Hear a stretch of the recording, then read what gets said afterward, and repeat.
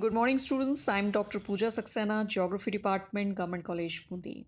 हमारे paper physical geography भौतिक भूगोल के अंतर्गत हम महासागरीय विज्ञान ओशनोग्राफी पढ़ रहे हैं, जिसके अंतर्गत हमने अपने पिछले लेक्चर्स में महासागरीय नितल के उच्चावचीय अभिविन्यास, ओशन बॉटम रिलीफ और महासागरीय जल में तापक्रम और लवणता के वितरण का अध्ययन किया।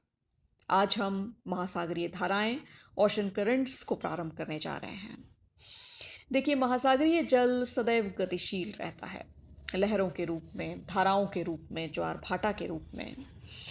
इस गतिशीलता में सबसे सुनिश्चित गतिशीलता महासागरीय धाराओं, ओशन करंट्स की मानी जाती है, जिसके अंतर्गत सागरीय जल एक निश्चित दिशा में निश्चित गति से प्रवाहित होता है। Ocean current is the general movement of a mass of oceanic water in a definite direction, which is more or less similar to water streams flowing on the land surface of the earth. जिस प्रकार से कि हम धरातलीय सतहों पर नदियों का प्रवाह देखते हैं, ठीक उसी प्रकार की तुलना हम महासागरीय जल की धाराओं के रूप में कर सकते हैं, क्योंकि उसमें हजारों किलोमीटर जल बहा लिया जाता है और ये अत्यधिक शक्तिशाली होती हैं। महासागरीय धाराएं अपने विभिन्न रूपों में प्रवाहित होती हैं, प्रवाह के रूप में, धारा के रूप में या विशाल धारा स्ट्रीम के रूप में। इन तीनों में क्या विभेद है? देखिए, प्रवाह यानी जब पवन वेग से प्रेरित होकर सागर की सतह का जल आगे की ओर बढ़ता है तो उसे प्रवाह कहते हैं, जिसकी ना तो गति निश्चित होती है, ना सीमा निश्चित होती है। गति धीमी होती है और केवल ऊपरी सागरीय जल ही गतिशील होता है। जैसे हम नॉर्थ अटलांटिक प्रवाह देखें अटलांटिक महासागर में, लेकिन जो धारा है, करंट्स है, वो इससे बिल्कुल भिन्न है, जिसके अंतर्गत महासागरीय जल एक निश्चित दिशा में, एक निश्चित सीमा के अंतर्गत और तीव्र गति से प्रवाहित होता है। अब हम विशाल धारा स्ट्रीम की बात करें तो स्ट्रीम के अंतर्गत महासागरीय जल का अत्यधिक जल भूतल की नदियों के समान एक निश्चित दिशा में गतिशील होता है, उसे स्ट्रीम कहते हैं। जैसे हम गल्फ स्ट्रीम को आगे चलकर देखेंगे। तो महासागरीय धाराएं किस प्रकार से उत्पन्न हुई, वो कौन से कारक हैं जो महासागरीय धाराओं के जनक हैं, हम उन्हें देखते हैं। इन्हें हम तीन प्रकार से कैटेगराइज कर सकते हैं। Number 1, related to rotation of the earth, पृथ्वी के परिभ्रमण से संबंधित कारक। नंबर 2, ओशन रिलेटेड यानी अंतः महासागरीय कारक। एंड नंबर 3, सरफेस रिलेटेड यानी बाह्य सागरीय कारक, सतह जनित कारक। सबसे पहले हम पृथ्वी के परिभ्रमण की बात करें तो हम जानते हैं कि पृथ्वी अपने अक्ष पर पश्चिम से पूर्व दिशा में परिभ्रमण करती है।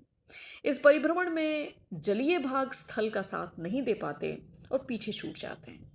तो ये जो पीछे छूटा हुआ जल है, ये पूर्व से पश्चिम दिशा में प्रवाहित होने लगता है। जैसे हम विषुवत रेखीय धाराओं के प्रवाह को देखें, उत्तरी विषुवत रेखीय धारा या दक्षिण विषुवत रेखीय धारा जो पूर्व से पश्चिम दिशा में प्रवाहित होती हैं, और इन दोनों के मध्य में कुछ जल पृथ्वी की परिभ्रमण दिशा में भी आ जाता है, जिसे हम काउंटर इक्वेटोरियल करंट्स के रूप में देखते हैं।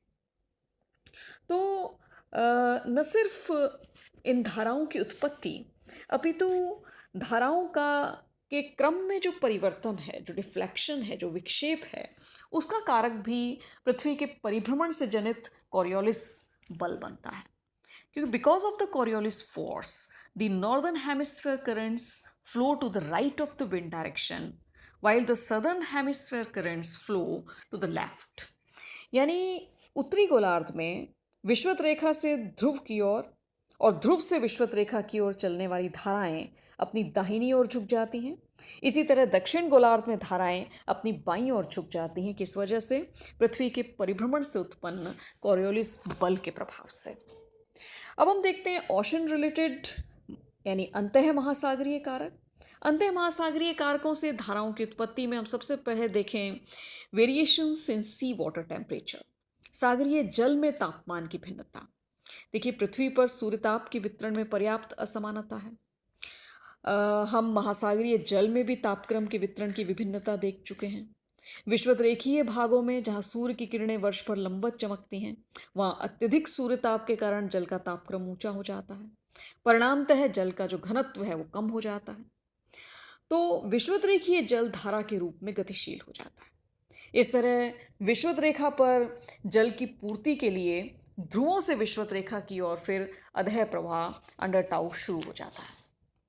तो तात्पर्य ये है कि तापक्रम की भिन्नता से सागरीय धाराओं की उत्पत्ति होती है। तो there is a negative correlation between the temperature received and the density of water, which means higher the temperature, lower the density of water, and vice versa. So, as a result of this, the less warmer and lighter water from the equatorial region move towards the colder and denser waters of the polar areas. Contrary to this, there is a movement of ocean water below the water surface in the form of subsurface current from colder polar areas to warmer equatorial areas. ठीक है। दूसरा हम देखें लवणता में भिन्नता, variations in sea water salinity. देखिए सागरीय लवणता से सागरीय जल का घनत्व प्रभावित होता है। घनत्व में अंतर के कारण धाराएं उत्पन्न होती हैं। तो तापक्रम, लवणता और घनत्व तीनों कारक अन्योनाश्रित हैं।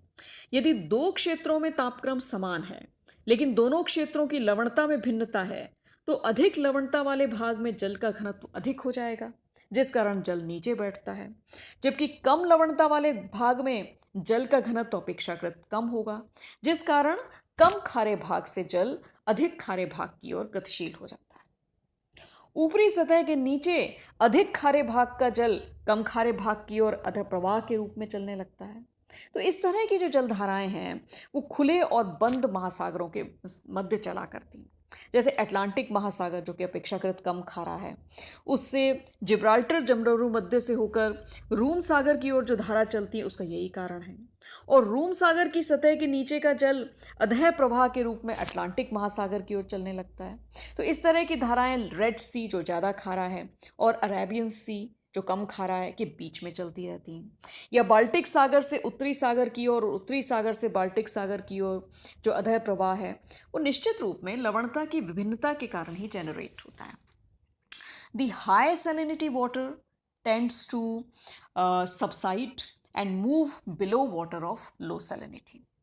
So ocean currents on the water surface are generated from the areas of less salinity to the areas of high salinity. There is marked variation in the salinity of the Atlantic Ocean and the Mediterranean Sea. So because of this variation, the ocean currents flows from the Atlantic Ocean to the Mediterranean Sea. A similar ocean current may be observed between the Indian Ocean and the Red Sea. An identical pattern is found in the Baltic Sea and the North Sea. The Peru current may also be cited as an example of a current which has its origin because of the variation in the density of water. इसके बाद हम देखें घनत्व में भिन्नता। घनत्व में भिन्नता हम देख ही पा रहे हैं, तापक्रम और लवणता के कारण घनत्व में भिन्नता जनित होती है, जिसके कारण से धाराओं की उत्पत्ति होती है। इसके अलावा और भी कई कारण हैं, जैसे जिससे सागरीय जल के घनत्व में अंतर आता है और सागरीय धाराओं की उत्पत्ति होती है। जैसे ध्रुवीय भागों में जहाँ सूर्य ताप न्यून होता है उस कारण वहाँ घनत्व अधिक पाया जाता है, लेकिन हिम के पिघलने से लवणता कम हो जाती है, जिस कारण घनत्व कम हो जाता है। परिणाम स्वरूप ध्रुवों से ठंडे जल की धाराएं विषुवत रेखा की ओर चलने लगती हैं। इसी तरह दबाव से भी घनत्व में अंतर आता है। अब सागर में ऊपर से नीचे की ओर बढ़ने पर क्योंकि दबाव बढ़ता जाता है तो घनत्व भी अधिक हो जाता है। इस कारण सागर के जो ऊपरी भाग हैं उनमें हल्का जल और गहराई में भारी जल मिलता है, तो जल में जो है ऊर्ध्वाधर गति प्रारंभ हो जाती है। इसके बाद हम बात करें बाह्य सागरीय कारक, सरफेस रिलेटेड कारकों की, जैसे वायु दाब और हवाएं, एयर प्रेशर एंड विंड्स। वायुमंडलीय दाब का सागरीय जल पर प्रभाव होता है। जहाँ पर वायु दाब अधिक है वहाँ पर जल के आयतन में कमी के कारण जल तल नीचा हो जाता है। तो कम वायु दाब वाले क्षेत्रों में जल तल ऊंचा रहता है और उच्च जल तल से निम्न जल तल की ओर जल गतिशील होता है और धाराओं की उत्पत्ति होती है। जो प्रिवेलिंग विंड्स हैं, जो नियमित हवाएं हैं, वो धाराओं की उत्पत्ति में अपनी महत्वपूर्ण भूमिका निभाती हैं। जब सागरीय जल के ऊपर से हवा चलती है तो वो अपनी रगड़ से जल को भी अपने साथ बहा ले जाती है।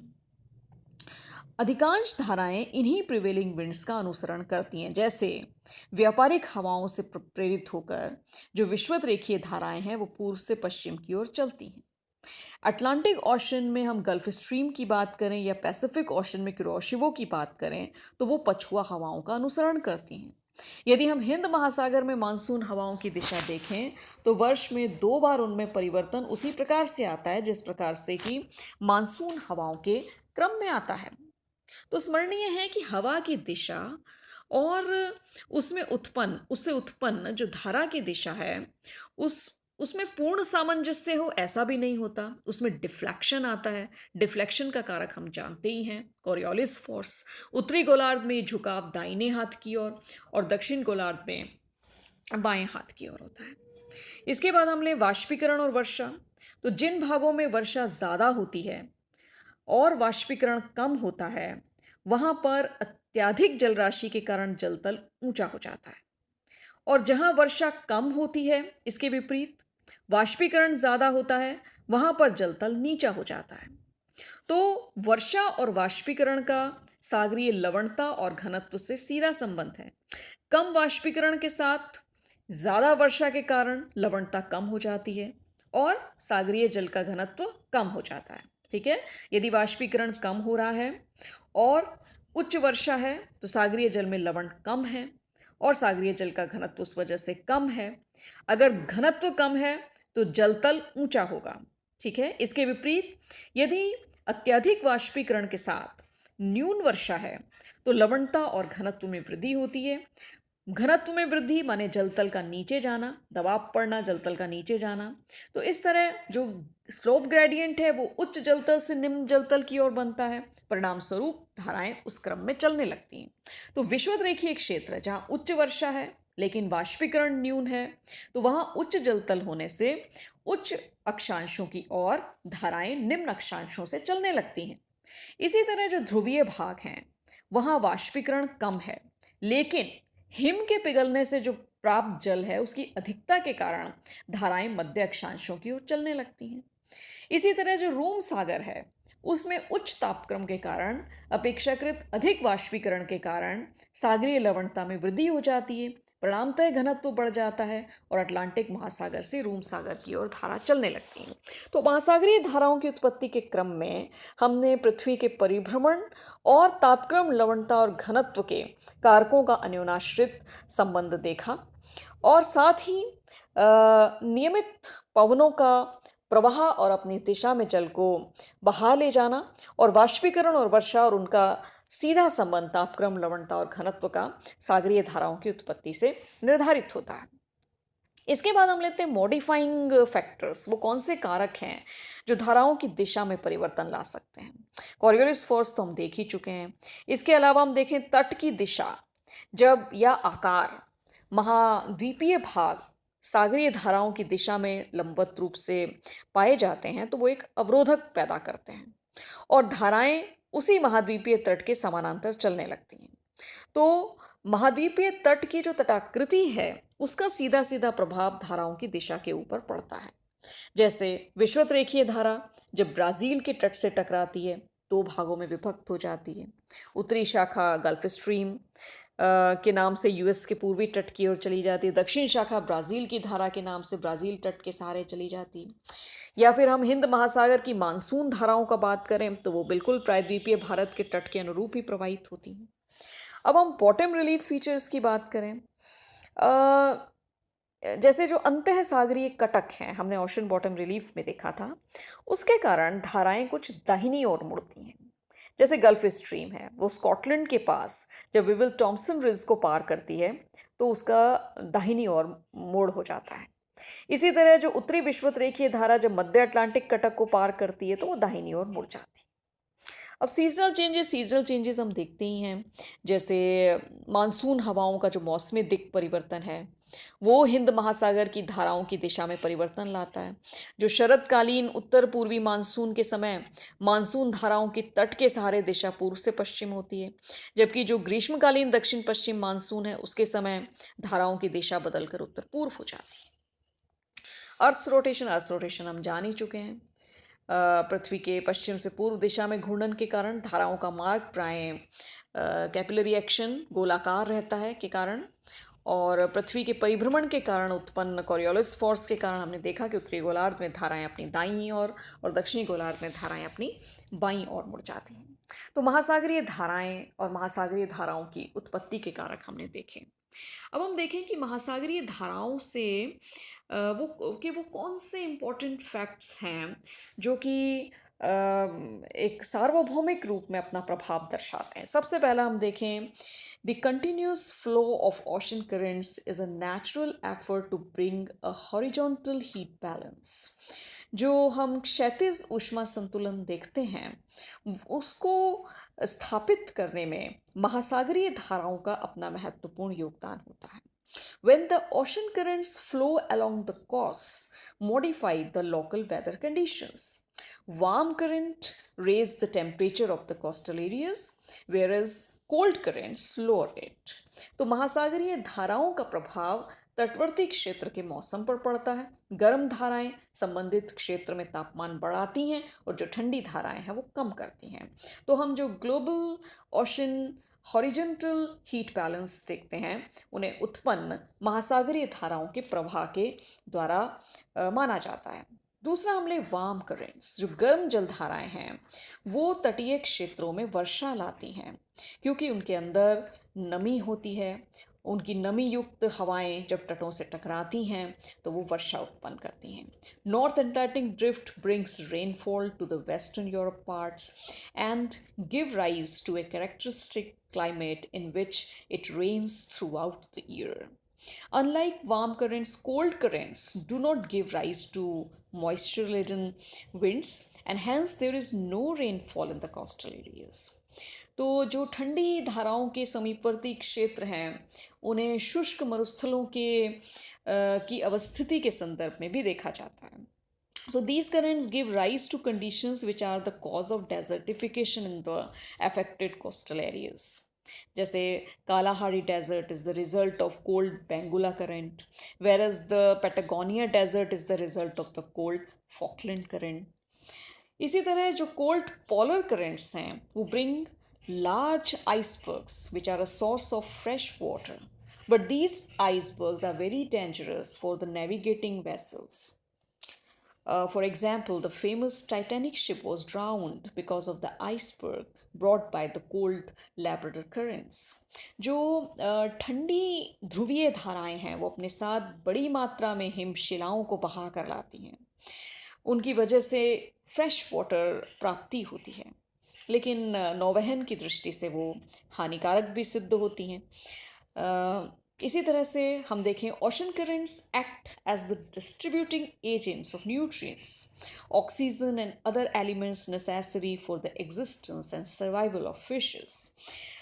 मछलियों के लिए ऑक्सीजन की प्राप्ति और दूसरे महत्वपूर्ण तत्वों की प्राप्ति में ओशन करेंट्स का प्रवाह अपनी भूमिका रखता है। Ocean currents transport planktons from one area to other.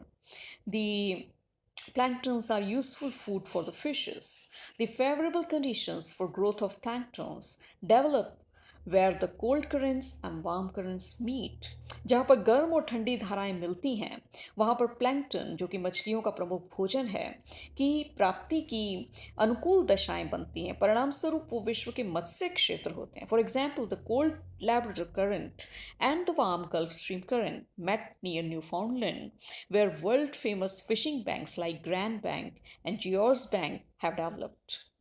जैसे जो गल्फ स्ट्रीम और ठंडी लेब्राडोर के मिलन स्थल न्यूफाउंडलैंड कोस्ट पर के जो किनारे हैं, ग्रैंड बैंक और जॉर्ज बैंक, ये जो हैं ये विश्व के मत्स्य उत्पादन केंद्र हैं। इसी तरह the occurrence of fogs due to the convergence of warm and cold currents poses serious threats to navigation. गर्म और ठंडी जलधाराओं के मिलन स्थल में तापक्रम व्युत्क्रमण की वजह से वहाँ कोहरा होता है, फॉग होता है, जो नौवहन की दृष्टि से ठीक नहीं है। Ocean currents act as major ocean routes which are followed by the navigating ships. महासागरीय धाराएं एक निश्चित नौवहन क्रम देती हैं जिनका अनुसरण प्रारंभ से ही नाविकों ने किया है। Warm currents keep the ports in the polar region operational because it makes an ice free through out the year.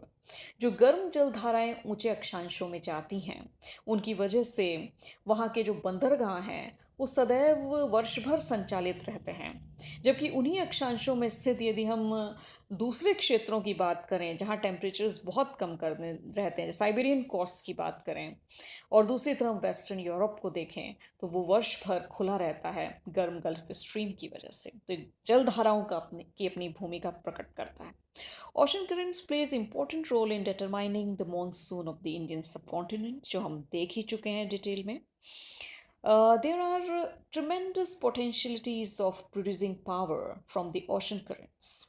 महासागरीय जल धाराओं से शक्ति पावर उत्पन्न करने में भी महत्वपूर्ण संभावनाएं देखी गई हैं। For example Japan, Florida and Hawaii being considered for test projects in marine power generation. Ocean currents are also very important in the dispersal of many life forms. For example, the life cycle of the European eel. तो देखिए शक्ति संसाधन generate करने की दृष्टि से, शक्ति generate करने की दृष्टि से, और जो हमारा जीवन क्रम है उसका चक्रीकरण बनाए रखने की दृष्टि से महासागरीय धाराओं का प्रवाह जो डिस्पर्सल, जो प्रसरण में अपनी भूमिका निभाता है, वो अपने आप में एक बहुत इम्पॉर्टेंट क्रम है। And 10th, knowledge of ocean currents is essential in reducing costs of shipping, since traveling with them reduces fuel costs. यदि महासागरीय नौवहन को प्रोत्साहन मिलता है तो उसमें ईंधन का जो उपभोग है वो कंपैरेटिवली लैंड ट्रांसपोर्ट की अपेक्षा कम होता है। तो महासागरीय धाराओं का ज़्यादा से ज़्यादा उनकी क्रियान्विति का अध्ययन अपने आप में बहुत इम्पॉर्टेंट है। In the wind powered selling ship era, knowledge of wind patterns and ocean currents is even more essential. For example, Agulhas current prevented Portuguese sailors from reaching India. In recent times, around the world, sailing competitors make good use of surface currents to build and maintain speed. तो देखिए महासागरीय जलधाराएं अपने आप में कितनी महत्वपूर्ण हैं। वो एक global ocean balance, thermal balance का काम करती हैं। वो उनकी जो उत्पत्ति है गर्म और ठंडी धाराओं का जो मिलन स्थल है वो मछलियों के भोजन प्लैंक्टन्स की दृष्टि से अपनी भूमिका निभाता है। इसके अलावा गर्म या ठंडी जलधाराएं अपने निकटवर्ती तटवर्ती क्षेत्रों में मौसमी समरसता प्लस संबंधित क्षेत्र को अपने अकॉर्डिंग तापमान प्रदान करती हैं। इसके अलावा हमने देखा कि शक्ति संसाधन जनरेट करने की दृष्टि से भी महासागरीय जलधाराओं का विस्तृत अध्ययन अत्यंत आवश्यक है।